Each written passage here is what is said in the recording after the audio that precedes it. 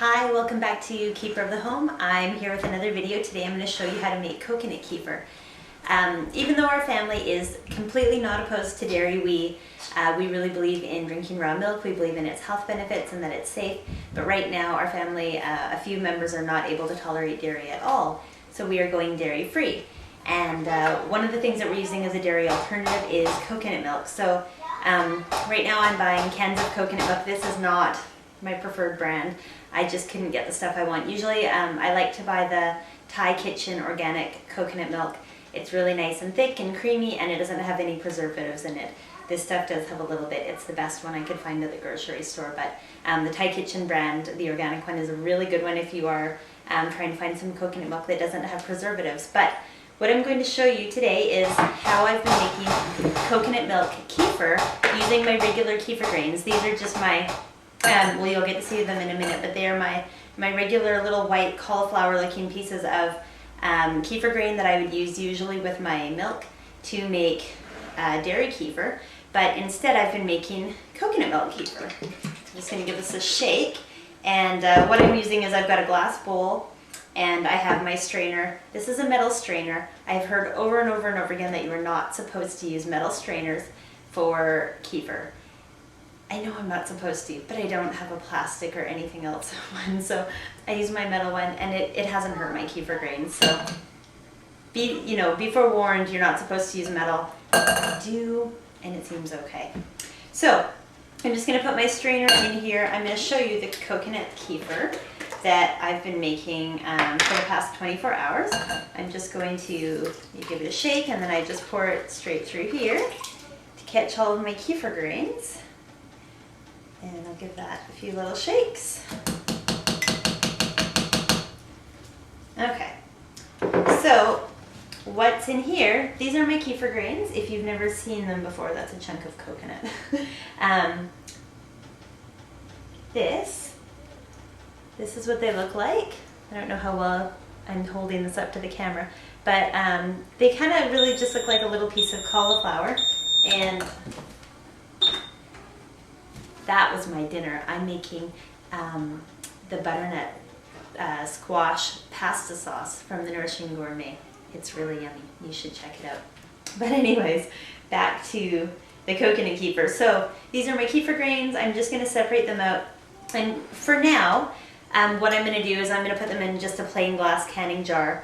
I'm not planning to make another batch of coconut milk right now, but if I was, here's what I would do. I would take this batch of grains. This is a couple tablespoons of grains. It's honestly more than I need, but I just use this many because I have it, and so it makes the kefir work pretty quickly.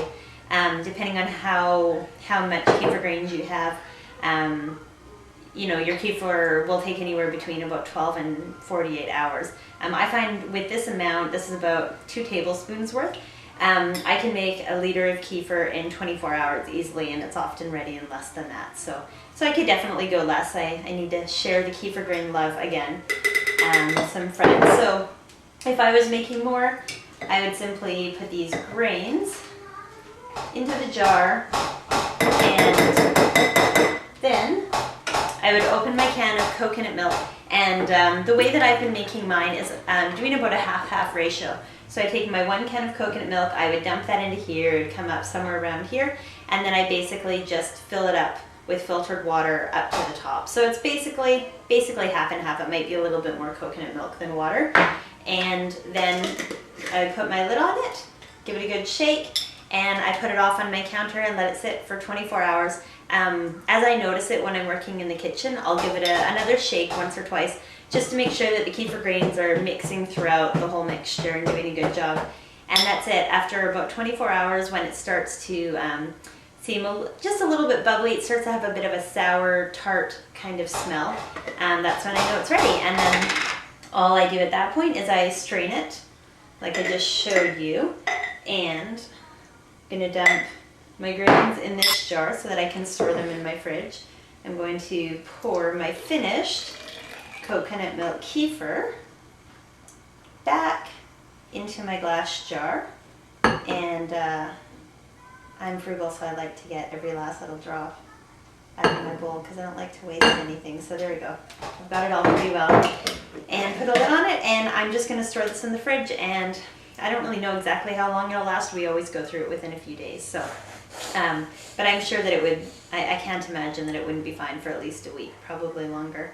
And it tastes similar to just a watered down coconut milk, except that it's got just a sort of a tangy, sour kind of taste to it.